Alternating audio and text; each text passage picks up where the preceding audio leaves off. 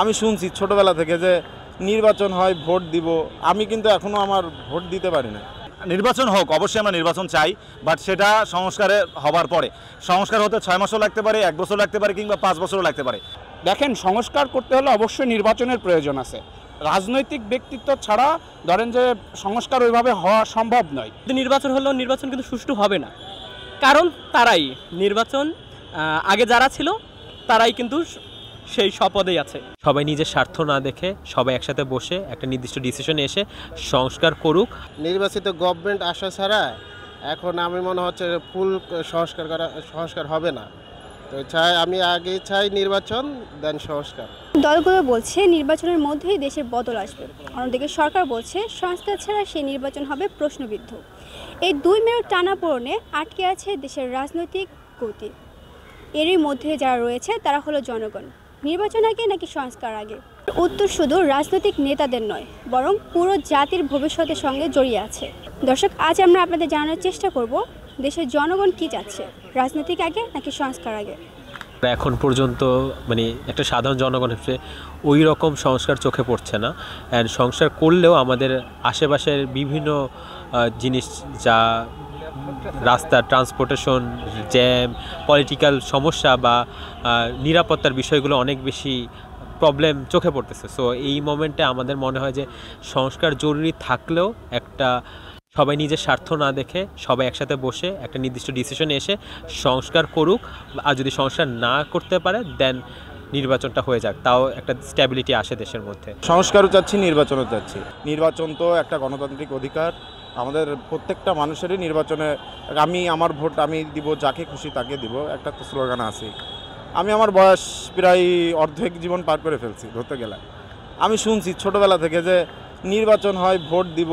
আমি কিন্তু এখনও আমার ভোট দিতে পারি না, কাউকেই দিতে পারি নাই। আমার পছন্দে আমি দিতে পারি না, কারণ জানেন আপনারা বিগত ফ্যাসিস্ট সরকার শেখ হাসিনা অনেকদিন আমাদের এই ব্যক্তি স্বাধীনতা হরণ করে রাখছিল।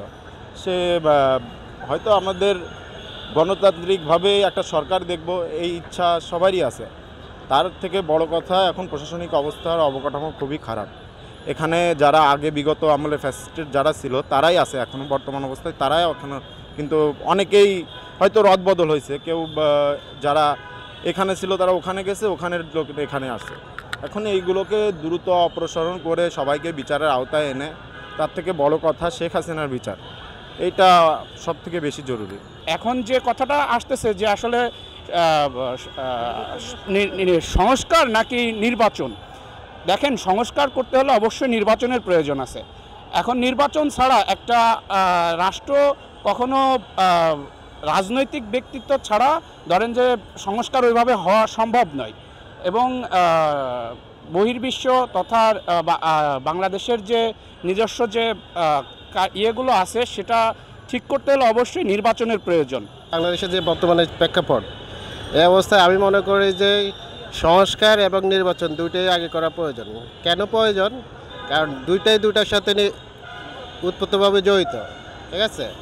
নির্বাচন ছাড়া সংস্কার আসলে সম্ভব নয়। এখন যে অবস্থা বা প্যাসিজমের যে একটা রুল দিয়ে গেছে আমাদের এখানে নির্বাচিত গভর্নমেন্ট আসা ছাড়া এখন আমি মনে হচ্ছে ফুল সংস্কার হবে না। তো আমি আগে চাই নির্বাচন, দেন সংস্কার। নির্বাচন আগে, গণ অভ্যুত্থানের পরে আমরা যেই বিষয়গুলো দেখতে পেরেছি, সেই বিষয়গুলোতে সবচেয়ে বড় যেই বিষয়টা আমরা দেখতে পাচ্ছি যে বর্তমানে অনেকেই নির্বাচনের জন্য অনেক ধরনের মতবিনিময় প্রকাশ করতেছে রাজনৈতিক অনেক দল। আমি কোনো দলের নাম মেনশন করতে চাই না, বাট একটা ব্যাপার বলতে চাই যে আমি একজন সাধারণ মানুষ হিসেবে অবশ্যই একটা রাষ্ট্রের সংস্কার সবার আগে। কারণ রাষ্ট্রের যেই মিসিংগুলো ছিল আমরা দেখেছি গত 17 বছর ফ্যাসিবাদীর যেই পরাজয় হয়েছে, ছাত্র জনতার যে বিজয় হয়েছে, তো সেই বিজয়কে ধরে রাখার জন্য হলেও কিন্তু আমাদের আসলে সংস্কার সবার আগে দরকার। আমরা এরকম কোনো রাষ্ট্র চাই না যে রাষ্ট্রে গত 17 বছর একতরফা বা একনায়কতান্ত্রিক যেই শাসন ব্যবস্থাপনা যে প্রক্রিয়াটা ছিল যেখানে আমাদের ভোটাধিকারকে খর্ব করা হয়েছে, যেখানে আমাদের মৌলিক অধিকারগুলোকে খর্ব করা হয়েছে, যেখানে আমাদের বাক স্বাধীনতাকে কেড়ে নেওয়া হয়েছিল। সো আমরা চাই এমন একটা রাষ্ট্র এবং পরবর্তী জেনারেশন, আমরা জেড জেনারেশন। সো আমাদের এই জেড জেনারেশনের একটা মাত্র চাওয়া বর্তমান যেই সরকার ডক্টর মোহাম্মদ ইউনূস সাহেবের কাছে, যে নির্বাচন হোক, অবশ্যই আমরা নির্বাচন চাই, বাট সেটা সংস্কারে হবার পরে। সংস্কার হতে 6 মাসও লাগতে পারে, 1 বছর লাগতে পারে, কিংবা 5 বছরও লাগতে পারে। বাট আমরা বাংলাদেশের ইতিহাসে এমন একটা নির্বাচন চাই যে নির্বাচনে যাতে বাংলাদেশের 18 কোটি মানুষের নিজের মনের ভাব প্রকাশ করতে পারে, যাতে 18 কোটি মানুষের নিজের ইচ্ছা মতো, খেয়াল খুশি মতো তাদের ভোটটা, একটা ভোট আসলে অনেক কিছু। আমি একটা দেশের একটা রাষ্ট্রনায়ক, কোন রাষ্ট্রনায়ককে চাচ্ছি, কিভাবে চাচ্ছি, সেটাতে আমি সিলেকশন করতে পারি। অবশ্যই এখানে আমার মৌলিক অধিকারগুলো, এখানে আমার ব্যক্তি স্বাধীনতা, এখানে আমার ভাব প্রকাশ, এবং আমি যে দেশের একজন নাগরিক, এই জায়গা থেকে হলেও আসলে আমি চাই যে দেশে সুস্থ অবাধ নির্বাচনের জন্য, নির্বাচনে আগে সংস্কার আগে দরকার, কারণ সংস্কার না হলে সুস্থ নির্বাচন কখনো কোনোভাবেই সম্ভব নয়। প্রতিটা সেক্টরে রন্ধ্রে রন্ধ্রে কিন্তু দুর্নীতি ছড়িয়ে গেছে।